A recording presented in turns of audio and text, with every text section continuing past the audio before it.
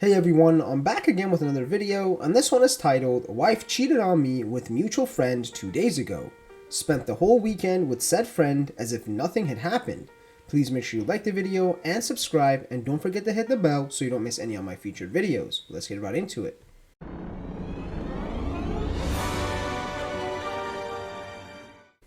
I've been together with my wife for going on 13 years now, married for 10, and just found out that she slept with one of our friends who was going to the cottage with us over the weekend. So I spent the entire weekend with this guy fishing, frying up a chicken, chopping down trees, etc., not knowing he had just had intercourse with my wife.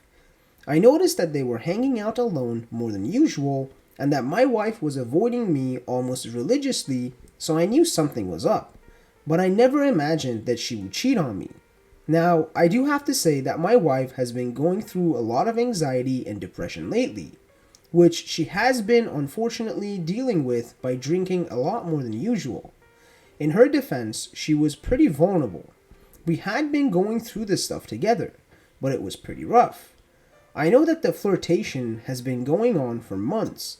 Had actually warned her to be careful with him since he's a little slimy in general.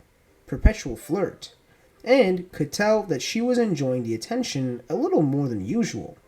In any case, she wasn't feeling great all weekend, so when we returned from the cottage, I told her to lie down and took care of unpacking and getting the kids to bed. Once they were tucked away, she comes downstairs and tells me this news sobbing. I go on to find out that it happened when I left early to go set up the cottage with the kiddos, which we were locked out of, by the way, so we were actually waiting for them to get there to unlock, and that there was no drinking involved. They had also kissed a few days earlier, and my wife sent pics of her taking a bath before that. What the actual F? The sad part is that I love my wife, and I really do want things to work out. She told me that things were just easy with him because he suffers from anxiety and depression, so he understands how she feels. She seems to genuinely regret it and says it kind of happened in a daze. How do I get over this? She also doesn't want me to talk to him because she's worried that he'll off himself. I'm a very calm, collected guy and just wanted to chat. Is this a fair ask? Can I make things work? Should I? I really don't know right now. And the OP has an update for us. Confronted her around 4 a.m. and asked her to unlock her phone so I could read her most recent messages. Lots of resistance initially, trying to say she wouldn't do it because it's 4 in the morning. She has to work, etc. Finally agreed, but she had panicked and deleted messages when she got home.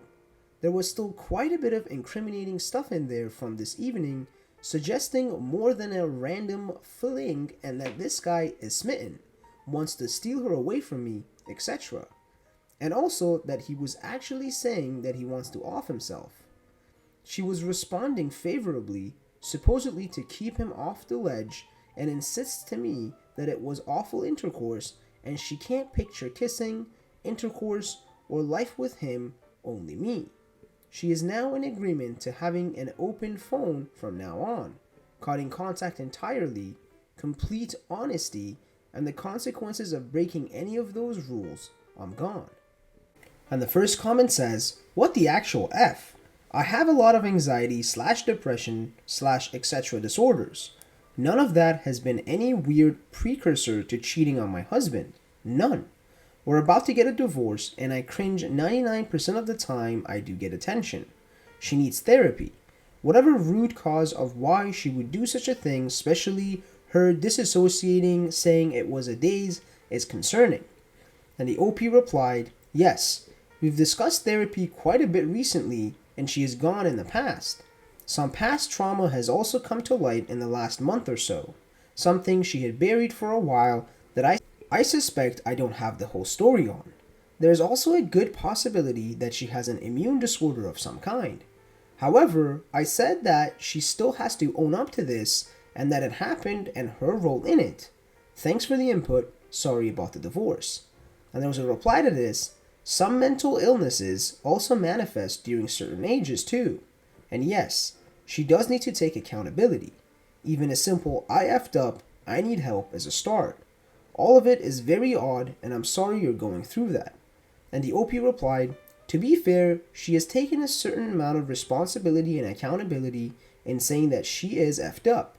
It is quite odd, isn't it? I just can't wrap my head around how it actually happened. I saw warning signs from the beginning. I knew from the first time we met that he was after my wife. Had multiple talks with her where she adamantly said there was nothing there, but I gave her the benefit of the doubt and was showing her that I trusted her, because I did. And the next comment says, it seems like this has been going on a lot longer than you may think, and I am more than willing to bet that this was not the first time they had intercourse. Ask your friend what the hell kind of friend he is, and then let the rest of your friends know that they better keep an eye on their soulmates whenever he is around.